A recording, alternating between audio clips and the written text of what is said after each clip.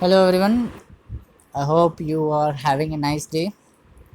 Uh, Wish you all a good day ahead. After the previous class, we had foreseen the various concept of replication, how the replication process takes place. In today's class, we will look at about the process of transcription. What is actually the process of transcription? Actually, process of transcription is nothing but a process where the Xerox process or copying process of genetic information takes place in one strand of DNA into RNA. Means the genetic information of the DNA, like whatever character a organism has in its DNA, that character is passed into the RNA. We know the central dogma given by Francis Crick: DNA into the RNA, which is mRNA, then into the protein. This is how the genetic information is being passed. So the process of DNA to RNA was known by the name transcription. Replication process we had studied recently, how DNA replicate. We will now study what is transcription process, or how the message from DNA is sent into the RNA. Okay, so here also transcription also we must understand one thing, that there is also complementarity concept. Means the 5 dash 3 dash always have a complement. 3 dash 5 dash, we know that with the help of a, if we are having a DNA strand, if we are sorry if we are having a DNA strand, then if this is the 5 dash 3 dash uh, strand, then this will be the 3 dash 5 dash strand, right? In replication also we understood this concept. Now we must always think about one major concept, that at a time only one strand, at a time only one strand, either the 5 dash 3 dash or the 3 dash 5 dash, any one of the strand will only be helpful, or only one of the strand will only be responsible for the passing of the, or the copying of the copying of the information from one generation to another. Both these strands will not be used together at a time. Only one strand at a time will be taken. What is the reason that both of these strands are not taken at a particular time? There are mainly two reasons. First reason, if you are taking both strands together, suppose you are transferring the information of this strand and also this strand, both of this strand together, we know that one strand, the whatever information we are getting from one strand, we use it for making a protein, because this protein is the one which transfers the information. Suppose we are getting proteins from both the strands. I am getting protein from 5 dash 3 dash strand and also 3 dash 5 dash strand. I am getting protein from both the strands. Then it will be very much complicated to transfer the genetic information of two proteins at a time, because we already know that DNA is so complicated to understand, too complicated uh, to replicate, because a small change in replication can result in a bigger mutation. Similarly, if two proteins are processed at a time or produced at a time, it might result in a drastic change in the genetic information of the next generation.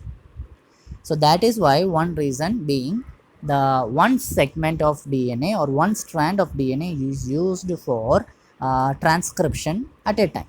Second reason why it is done so is because we know one thing, that the if suppose both these DNA strands produce the RNA, because after DNA we will get this RNA, right?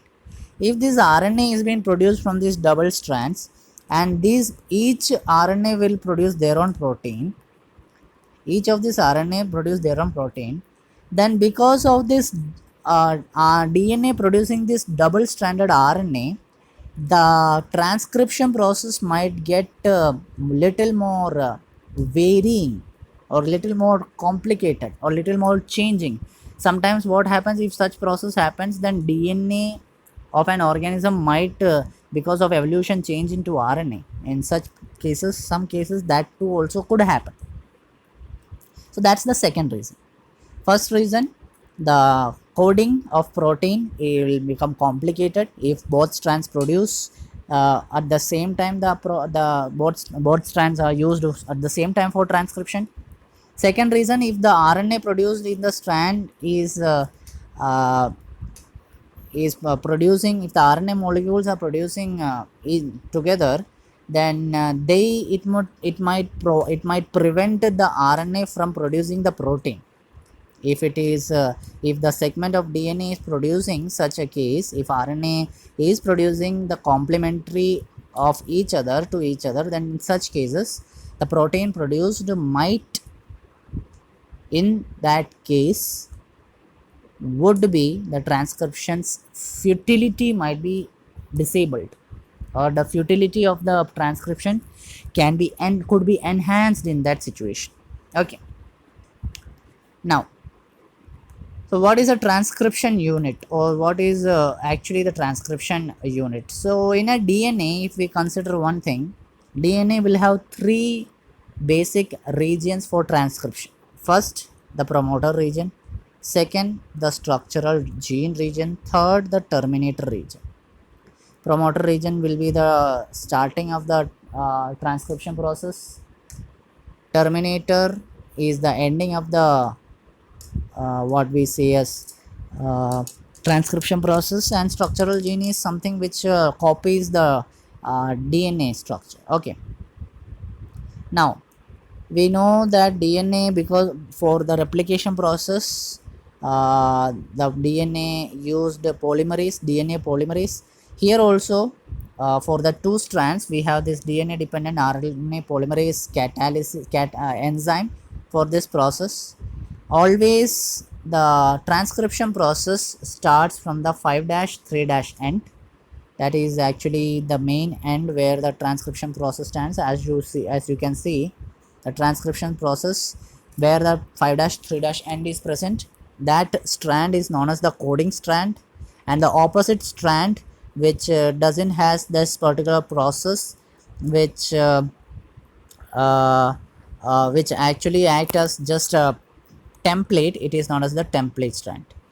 Okay, now if you see, there are two strands. We have the sugar present in them, adenine, thymine, guanine, cytosine. It is continuously going. If you are coding it, what type of RNA we might get, because we want to get RNA from the DNA, right? So what RNA you might get? You have this adenine, thymine. In RNA you don't have thymine, you will have uracil, right? Then you have uracil, adenine, guanine, cytosine, guanine. It continues and goes on, right? You can see this particular, I just took this first four part: ATGC, TAGC. If you are just coding it into the RNA, respective RNA, what you will get? Adenine will be coded with uracil. Next is thymine actually will not be there, it will be uracil coding with adenine. Then guanine, cytosine, guanine. It will continuously go on.